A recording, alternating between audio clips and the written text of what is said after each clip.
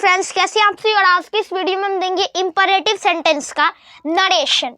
हमने इससे previous video में आप सभी को डिस्कस किया था कि इंटेरोगेटिव सेंटेंस का नरेशन कैसे हम फॉर्म में चेंज करें, ठीक है। और आज के इस वीडियो में हम आप सभी को बताएंगे नरेशन। जब नरेशन भी आता है तो नरेशन किसी सेंटेंस में आ सकता है, इन असर्टिव सेंटेंस में, निगेटिव सेंटेंस में, इंट्रोगेटिव सेंटेंस में, असर्टिव सेंटेंस में, कोई भी सेंटेंस में आ सकता है। तो इतना तो हम समझ गए थे सिंपल से। हमारा जो सिंपल नरेशन में हम देखे थे तो उसमें असर्टिव सेंटेंस का नरेशन में हमें सेटू को टेल, सेटू को टोल्ड में, सेज को टेल्स में, इस समय चेंज करके हम बना लेते थे। बट वो इंट्रोगेटिव में आ जाता था, इंट्रोगेटिव में हमको क्या कर देता था, कंफ्यूज।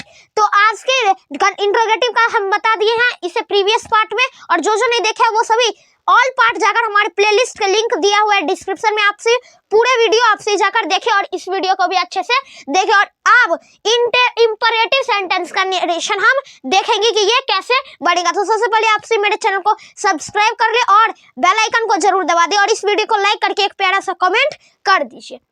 तो चलिए इस वीडियो को बिना देर के करते हैं स्टार्ट। इंपरेटिव सेंटेंस का क्या देखेंगे हम, नरेशन देखेंगे। क्या देखेंगे, नरेशन, जिसे हम डायरेक्ट एंड इनडायरेक्ट स्पीच भी कहते हैं, समझ गए। तो देखिए, चेंज इन रिपोर्टिंग वर्ब।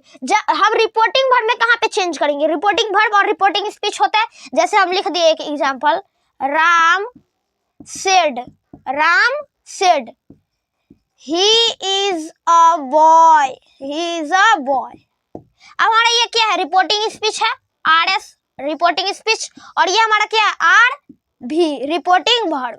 तो रिपोर्टिंग वर्ब, इसमें हम क्या चेंजेस करेंगे और इसमें क्या चेंजेस करेंगे। तो सबसे पहले इसका हम चेंजेस देख लेते हैं। तो changes in reporting verb, said आता है रिपोर्टिंग वर्ब में, सेड टू आता है, जैसे यहाँ पे सेड आया, सेड टू आता है, सेज आता है, से आता है, सेज टू आता है, से टू आता है।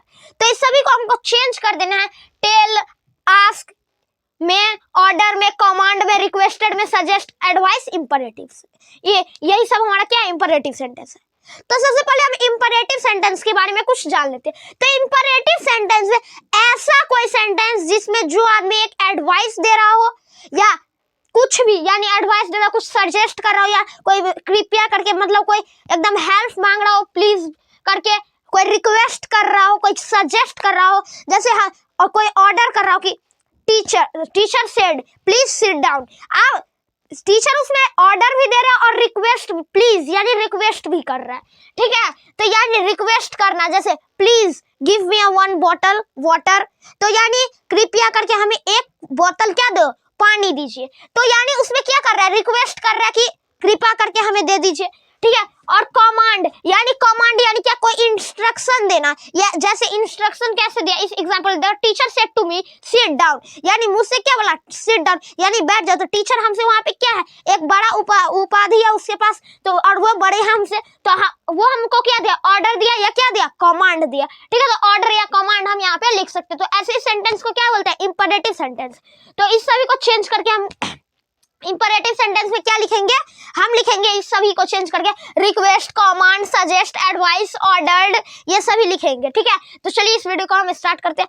देखिए, तो चेंजेस इन रिपोर्टिंग वर्ब जान लिया कि इस सभी को स्टार्ट हटाकर हमें क्या देना, ये सब देना, ठीक है। और कहाँ पे हमको कौन यूज करना, तो जिस वर्ड में हमारा कोई रिक्वेस्ट कर रहा है उसमें रिक्वेस्टेड का, जिसमें कमांड दे रहे हो उसमें कमांड का, जिसमें सजेस्ट उसमें सजेस्ट, और जिसमें एडवाइस दे रहा हो उसमें एडवाइस का। तो देखिए हम नेक्स्ट पॉइंट देखते हैं। तो if there is no object in reporting verb, जब रिपोर्टिंग वर्ब में कोई ऑब्जेक्ट नहीं हो, जैसे यहाँ पे राम सेड के आगे तो भैया कोई ऑब्जेक्ट ही नहीं है, तो हमारा इसमें कोई ऑब्जेक्ट नहीं है, तब हम क्या करेंगे, then we use an object और रिपोर्टिंग इनडायरेक्ट स्पीच। तब हम इनडायरेक्ट स्पीच में से एक ऑब्जेक्ट को चुन लेंगे, ठीक है। अब देखते हैं हम चेंजेस इन रिपोर्टिंग स्पीच में चेंजेस।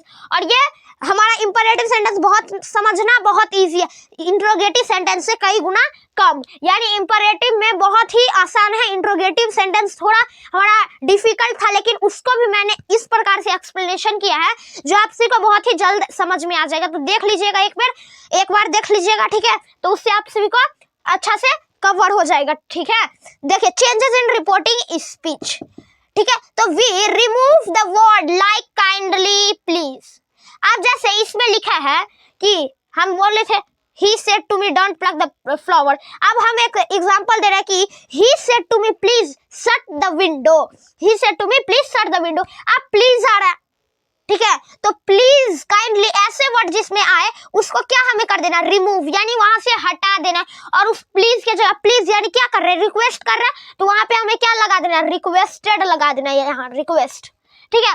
सेकंड पॉइंट हमारा क्या लिखा है, वी यूज टू यानी टू का इस्तेमाल करेंगे इन the place of inverted comma, यानी इस इन्वर्टेड कॉमा को जब हम इनडायरेक्ट स्पीच में चेंजेस करेंगे, इस दोनों इन्वर्टेड कॉमा की जगह हम पहले लगाए थे डेट, उसके बाद लगाए क्या हम, उसके बाद हम डेट ही लगाए, इफ लगाए, वेदर लगाए, वैसे सेंटेंस में जो क्या हो हमारा एक ऑक्सिलरी वर्ब हो, ठीक है, वैसे सेंटेंस में हम क्या लगाते थे, इफ या वेदर, तो और जिसमें जो नॉर्मल हो उसमें डेट लगाते थे। और इंपरेटिव सेंटेंस में हर एक सेंटेंस में हम क्या लगाएंगे, इन्वर्टेड कॉमा की जगह टू लगाएंगे, क्या लगाएंगे, हमारा टू लगाएगा, ठीक है। अब हम थर्ड पॉइंट में देखते हैं कि in the sentence in negative, जब कोई सेंटेंस निगेटिव सेंटेंस हो then we use not to, तब हम उसमें क्या यूज करेंगे, नॉट टू। लेकिन कब यूज करेंगे, इन the place of do not, यानी डू नॉट के जगह या डोंट आता है ना, डोंट DON अपॉस्ट्रोफी देकर डोंट, या इसी को हम लॉन्ग में लिखे तो डू नॉट, तो ऐसे को हम हटाकर क्या लिखेंगे, नॉट टू लिखेंगे। खासकर नहीं, हरदम, यानी हमेशा हम नॉट टू कब देंगे, इंपरेटिव सेंटेंस के नरेशन में ही देते हैं, ठीक है, समझ गए। आज चलिए देखते हैं, तो we can use forbid, forbids, forbid, यानी फॉरबिड, फॉरबिड्स और फॉरबिड ये सभी दे सकते हैं in the place of not to. Not to को भी हटाकर, यानी नॉट टू देने का, नॉट टू अच्छा लगे तो नॉट टू भी दे सकते हैं, या तो इसके जगह हम क्या लिख सकते हैं, फॉरबिड, फॉरबिड्स और फॉरबिड कोई लिख सकते हैं।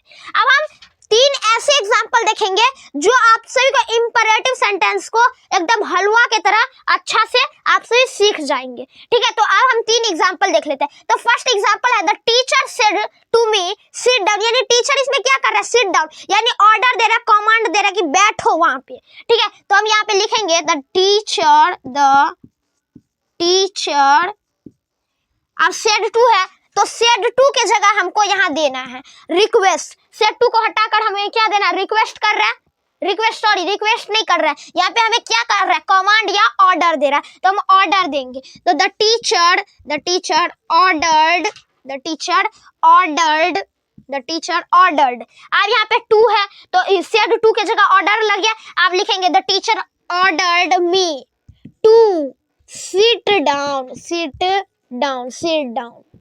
हो गया। और इन्वर्टेड कॉमा यानी इसके जगह और इसके जगह हमारा क्या लग गया, टू लग गया, क्या लग गया, टू लग गया, समझ गए।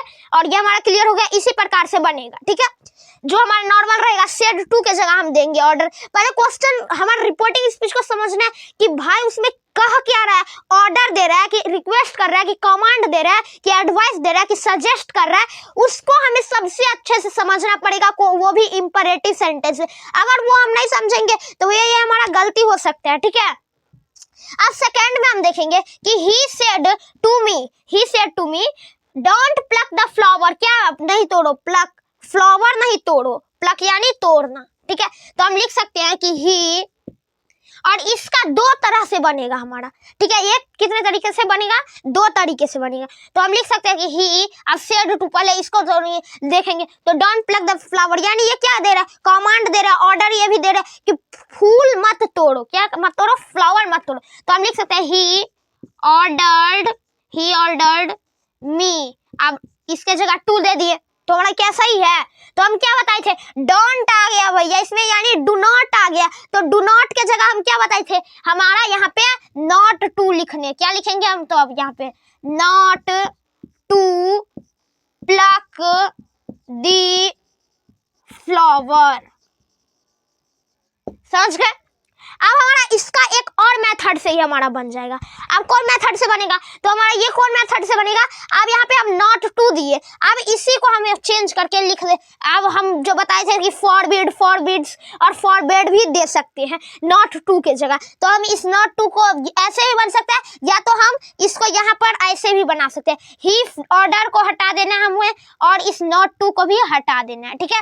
अब यहाँ पे मी का मी ही रहने देना है। अब यहाँ पे हम लिख देंगे ही forbids या forbid या forbid, तो he forbid me टू, अब टू आ जाएगा क्योंकि यहाँ डू नॉट के जगह हमारा फॉरबिड लग गया तो यहाँ पे टू लग जाएगा, तो ऐसे बन जाएगा he forbid me to pluck the flower. और इसे प्रीवियस में कैसे लिखे थे कि ही फॉरबिड, सॉरी इसे पहले कैसे क्या लिखे थे, he ordered me not to pluck the flower, ऐसे लिखे थे।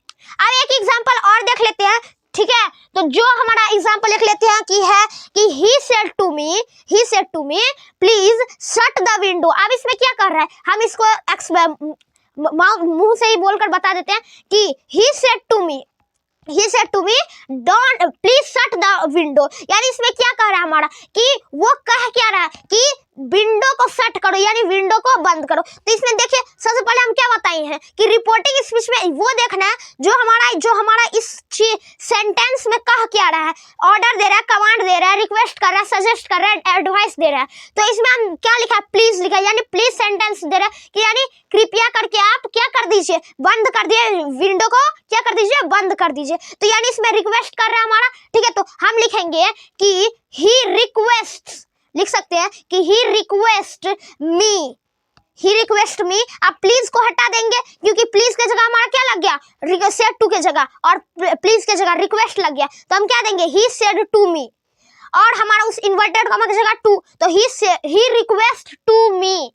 रिक्वेस्ट मी, सॉरी। अब क्या क्वेश्चन हमारा क्या था कि he said to me please shut the window, तो हम इसको लिख सकते हैं कि he request me to shut the window, हमारा प्लीज को हट जाएगा, ठीक है। तो क्या हो जाएगा, he request me to shut the window, ठीक है, समझ गए। तो आज का ये वीडियो आप सभी को कैसा लगा और कमेंट करके एक बार जरूर बताएं, और आप सभी को मेरे चैनल को सब्सक्राइब जरूर करें ताकि ऐसा ही वीडियो आप सभी को रोजाना देखने को मिले। और इसी के साथ हमारा नरेशन का चैप्टर जो होता है वो खत्म होता है, हमारा सभी बता दिए, एक असर्टिव सेंटेंस, इंट्रोगेटिव सेंटेंस और हमारा इंपरेटिव सेंटेंस भी साथ ही साथ क्या हो जाता है, खत्म हो जाता है, समझ गए। तो आज का ये वीडियो आप सभी को कैसा लगा, और नेक्स्ट दिन से हमारा न्यू चैप्टर स्टार्ट हो जाएगा, ठीक है।